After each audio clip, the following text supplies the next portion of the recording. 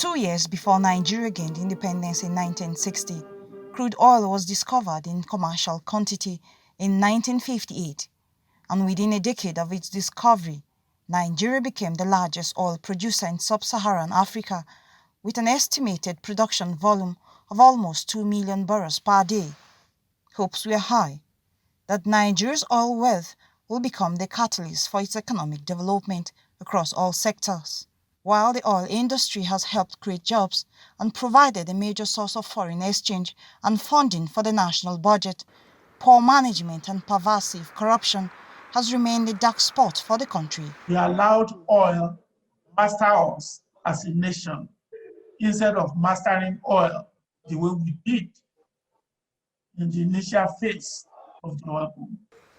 Decade after emerging from the vestiges of colonial domination, Nigeria has manifestly fared poorly compared to its peers such as Malaysia, Indonesia and Singapore, countries that are now reference points in development economics. Nigeria may have been politically independent, but its crude technology base has remained dependent on oil majors, with production contract sharing taking a chunk of what the country could have earned.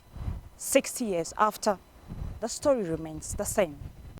The National Oil Company, the NNPC, has over the years incurred more liabilities than make profits, with oil production assets such as its 4 major refineries all in a state of comatose. We have competent people in NNPC who is capable of actually running the refineries in a profitable manner. They did it before.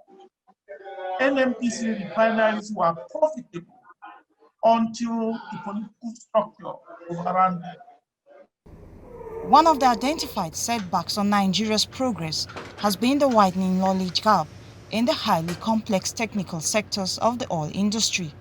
While indigenous players have taken the challenge, foreign expertise and expertise still play critical roles in their operations. I haven't seen any country that is able to leapfrog the foundation. We need to start making things. We need to start, engaging our youth. We need to start producing engineers, people that can design, produce, manufacture things, because we need to also build for ourselves. On the other hand, oil-producing communities have also seen little in terms of infrastructure, which has created tensions arising from resource conflict and militant agitations. When you talk about Niger Delta stakeholders, people think that they are doing them a favor. Nobody is doing the Niger Delta people any favor. The resources that are being extracted and the environment that is being degraded deserve to be looked at, and the people need to be compensated. For Nigeria, oil seems to have become the proverbial curse. A United Nations Office on Drugs and Crime report indicates that over $400 billion have been stolen from Nigeria between 1960 and 1999. Successive administrations have failed to plow back months and years of oil windfall into critical human capital investment and social and physical infrastructure. For every crude oil that is sold daily, there's what we call $10, $20 below the Brent. So that for that price that is in the international market, some people will have in leadership, every day you just get that money hitting your account from $10 on top of it. So there's no sincerity. If you go to the oil wells, are the meters there working?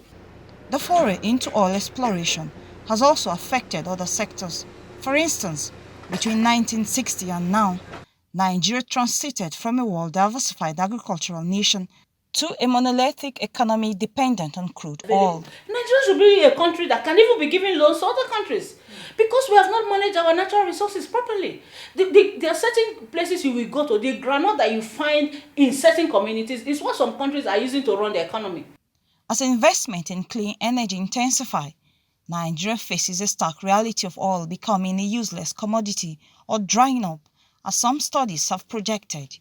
60 years after independence, it may just be the time to count her gains and losses in the oil business and take deliberate steps towards alternative solutions to a clearly fading optimism. Mwesi Igono, AIT News, Abuja.